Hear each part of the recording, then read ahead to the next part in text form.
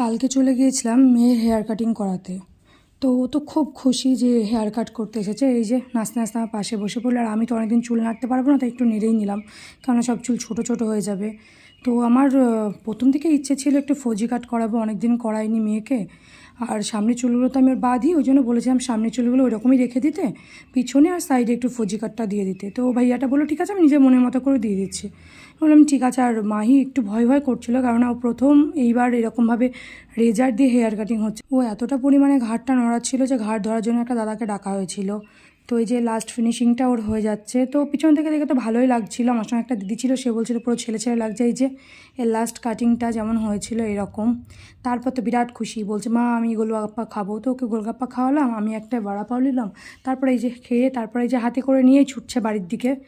এইবারটা ওর আর একটা bad habit কি, ও এসেই না ওর সামনের আন্টিকেও জ্বালাবে, আর আমার কলিং বেলটা লক থাকুক কি থাকুক দেখবে না বাজিয়ে দেবে।